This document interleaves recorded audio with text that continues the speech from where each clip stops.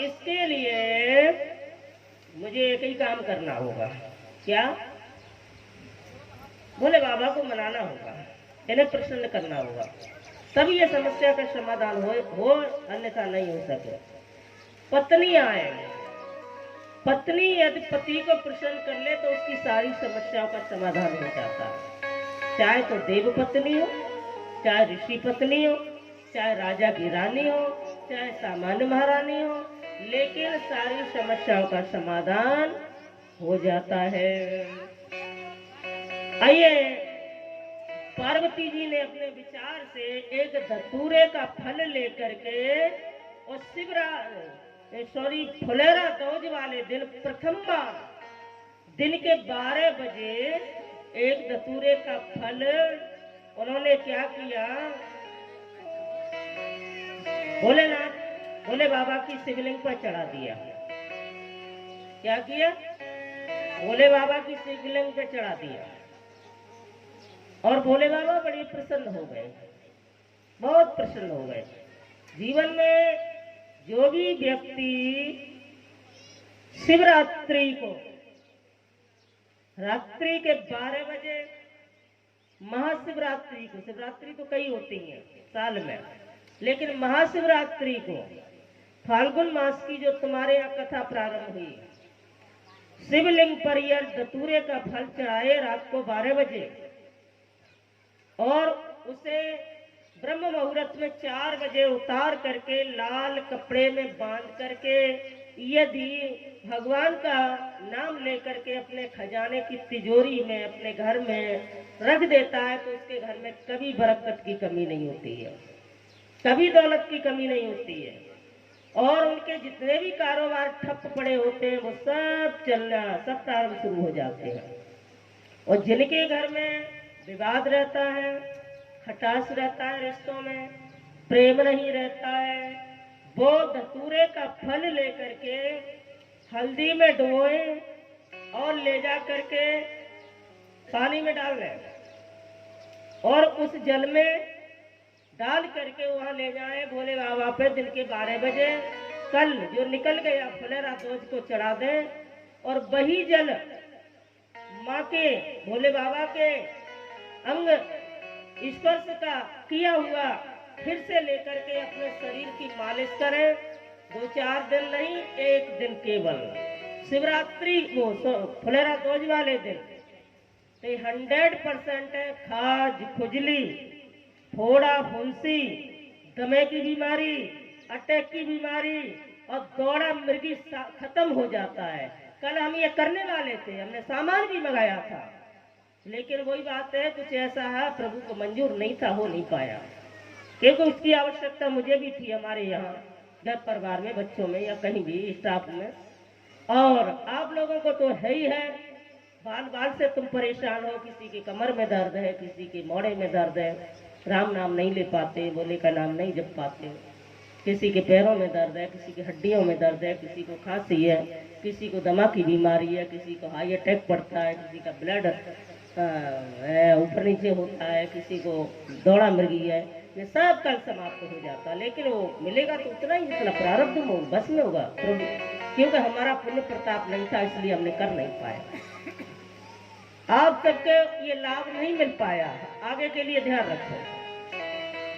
जो बेटा बेटी मंगली होते हैं, जिनका विवाह 28, 30, 32 वर्ष से पहले नहीं होता है, जो मंगली होते हैं, मंगल दोष भी कई प्रकार का होता है, कुछ ज्यादा अच्छे ग्रह 1-2 बैठे होते हैं तो मंगल दोष कम होता है। नवग्रह में 5 ग्रह अशुभ होते हैं, 4 शुभ होते हैं। जहाँ शुभ ग्रहों की स्थान ज्यादा हो जाता है तो उसका प्रभाव कम होता है, और क्रूर ग्रह जहाँ संख्या ज्यादा हो जाती है तो मंगल दोष भारी होता है। मंगल दोष का इतना बड़ा प्रकोप होता है, यदि मंगली बिटिया का विवाह किसी सामान्य पुरुष के साथ कर दिया जाए तो 1 साल के अंदर बेटी विधवा हो जाएगी, चाहे ब्रह्मा की बेटी क्यों ना हो। हाँ, और जो नीमच का पंचांग है, हमारे पास जो पत्रा है यहाँ का तो मुझे पता नहीं कौन सा चलता है, ये बहुत बड़े ज्योतिषाचार्य जी थे भवानी शंकर। जब आदमी को ज्ञान हो जाता है तो घमंड भी उस पर प्रकोप डालता है पूरा पूरा। अब ये उसके ऊपर महत्व है कितनी कृपा सदगुरु की से बचता है या लिप्त हो जाता है। उनके मन में ये आया कि ये तो हमारी पंडिताई दूसरों को दिखाने के लिए है। उन्होंने अपनी बिटिया का विवाह ऐसे वर के साथ कर दिया, मंगली थी और जानबूझ के किया, लेकिन वो बिटिया 3 दिन में विधवा हो गई। आज भी प्रमाण आते हैं। तो उस कन्या का किया क्या जाए, या तो मंगली वर खोजा जाए और मंगली नहीं मिले तो किसी योग्य विद्वान से, योग्य ब्राह्मण से, योग्य जो सरल शीतल स्वभाव वाला प्रेमी हो, उस बेटी का विवाह या तो पीपल के वृक्ष से करा दे या किसी पशु से करा दे। अब पशु से कौन किसकी भैया हत्या करेगा? वास्तव में कर्मकांड के माध्यम से विवाह हो जाएगा उसका, तो वह पीपल का वृक्ष उसी पल सूख जाएगा, बेटी का दोष दूर हो जाएगा, फिर विवाह होने में देर नहीं है। ऐसे बेटा बेटी मंगली है यदि किसी के, तो हाथों में बेल पत्र रख करके, समी पत्र रख करके धतूरे का फल रख लीजिए और भोले बाबा के सामने 5 बार पंचाक्षर मंत्र का जाप कीजिए और भोले बाबा को अर्पित कर दो, सारा दोष दूर हो जाता है निसंदेह, कोई देरी नहीं है। तो ऐसी बहुत सारी बातें हैं भोले बाबा की, उनकी एक एक चीज में लीला छिपी हुई है, लेकिन हम इन चीजों को अगर बता भी देते तो मुझे नहीं लगता हो पाता, लेकिन हमें दुख है इस बात का। हम चाहते थे कि यहाँ करा करके आप लोगों को उसका लाभ दिया जाए, लेकिन वो कोई प्रारब्ध ऐसा नहीं हो पाया। बोले गोविंद भगवान की जय। प्रेम से कहिए राधा रानी सरकार की जय। और हरि राम कृष्ण परमहंस सब एक ही है, कोई अलग नहीं है, लेकिन अलग उनके लिए है जिन्होंने यहाँ तक ही सोचा है कि हमारा मन इनमें लगा है, हमारा मन ब्रजवासी के लाला में लगा है। लेकिन जो इससे आगे की पढ़ाई पढ़ लेते हैं अध्यात्म, उसके लिए सब एक ही फल देने वाले हैं। तो आइए, तुम्हारे यहाँ की क्या व्यवस्था है तुम जानते हो, हमारे यहाँ की क्या व्यवस्था है हम जानते हैं। नित्य निरंतर सुबह शाम है और बड़े आनंद प्रभु की कृपा से जहाँ निरंतर कथा चलती हो, भगवान का दर्शन होता हो, गंगा मैया का जमुना महारानी को प्रणाम करने का अवसर मिलता हो, संत महंत और कथाकारों का, विद्युत जनों का, गुरुओं का दर्शन होता हो, वाला इससे बड़ी जिंदगी में और क्या चाहिए है। तो आइए, प्रसन्न चित्त होकर के बैठा करो, मन में खुश होकर के बैठा करो। थोड़ी देर के लिए हम गांव और अब्बा से चलो अपने वृंदावन ले चलते हैं। और वृंदावन में तो भैया भगवान एक बार नहीं गए, भोले बाबा गोकुल नगरी में भी गए हैं, श्री वृंदावन धाम में भी गए हैं और गोवर्धन में भी गए हैं। जो आज अपने स्वरूप में विराजमान है, वो हम आज लाला को जब जन्म है जाएगा रात को, तब कल सुनाएंगे आपको। और आइए, लेकिन सुनाएंगे तब, लाला को जन्म करेंगे तब तुम्हें ब्रज की लीला अवलोकन करने की मन में लालसा होगी, तब दर्शन करने की लालसा होगी, आनंद पाने की लालसा होगी। क्योंकि भोले बाबा तो भोले बाबा है, मरघटों में बैठे, शमशान घाट में बैठे हुए हैं, और मेरा कन्हैया लाला तो बड़ो नटखट है भैया, है बड़ो प्यारो है। आपको तो केवल गानो बजानो नाचनो पसंद है, और जो आज निरंतर होता है हमारे यहाँ, केवल कन्हैया के अलावा हमारे यहाँ कोई मर्द नहीं है, सब गोपियां हैं। गोपी किसी स्त्री का नाम नहीं है, ये परम भक्त का नाम है।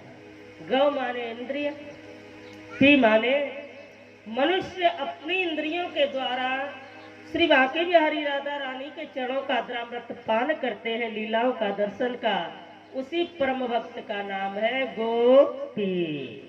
हाँ, तो तुम भी गोपी बन जाना। भाभी तो बदल रहा है, कौन सी उसमें पैसे लग रहे हैं? फ्री का काम तो हम कर सकते हैं, पैसे थोड़े ही मांग रहे हैं। हाँ, तो शाम को माखन मिश्री का भोग लेके आना सभी लोग। लाला केवल माखन मिश्री का भोग लगाए सबसे पहले, दूध, माखन, मिश्री और जैसे घर में लाला होवे, काऊ के लाला बच्चा पैदा होवे के ना होवे क्या महाराज? बच्चे पैदा होते हैं, तुम्हारे हुए हैं? अच्छा। और अड़ोसी पड़ोसी रिश्तेदारी के, तो उनके लाला को हम सूट ले जाएं बढ़िया तो ले जाते कि नहीं? या तो भगवान पधारेंगे तो देखते हैं शाम को कितनी हमारी लाला की बुआ, चाची, तैया और जीजी इत्यादि बन के आती है मैया, सब सूट, खेल, खिलौना इत्यादि बढ़िया लेकर के आना, ठीक है? हाँ, सब आनंद करने आना। कल आज रात की जो कथा होगी उसमें लाला का जन्म होगा। आइए बड़े भाव के सहित किन्नी को नीको नीको क्या कि ऐसे मत बैठा करो, केवल जो बैठा करो, सबसे पहले हाथ और मोड़ा खोला करो। अब कहते कहते आधी एनर्जी खत्म हो गई। हाँ, लेकिन तुम्हारे ऊपर कोई असर ना पड़ो आगे भैया।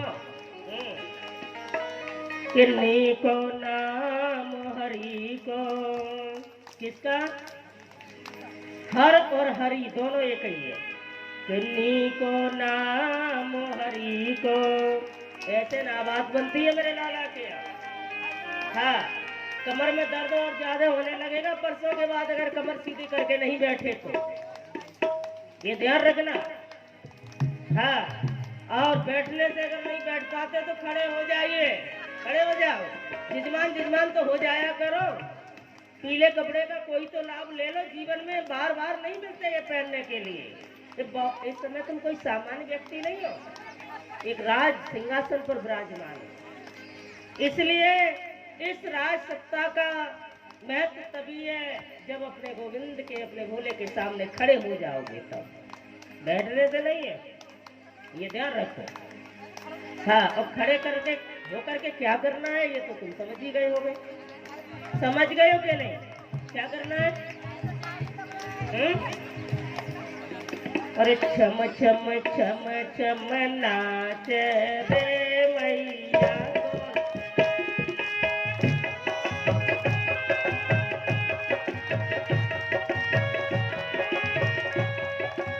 क्या हो गया? आप खड़े रहे और बैठ गए, हो क्या गया? इतने तुम सुगड़ाने भी नहीं है जो तुम्हें शर्म लग गई है। भगवान के यहाँ बात नहीं मानते, कैसे कैसे पत्थर दिल के लोग हैं। हे भगवान, हमारे यहाँ तो ससुर, बहू, बेटी, पिता, भैया, लाला, लाली सब एक मंच पे ही आनंद लेवे, ये सबसे पहले है। इसमें पाप नहीं है, ये पवित्रता है। भगवान का दरबार है। और जब लाला लाली को विवाह होगा ना, तो यहाँ की तो मैं ना जानू भैया, कहीं कहीं तो मैंने देखा है जब लाला का विवाह हो गया, लाली की बारात आवे तो लाला की मैया भी कमर मटकाए में पीछे ना रहे और कहा के आज मेरे यार की शादी है, आज में, यानी बेटा को भी मैया यार बनाती है उस दिन नाचने के लिए, बहन भी यार बनाती है नाचने के लिए। कहाँ? गांव की गलियों में।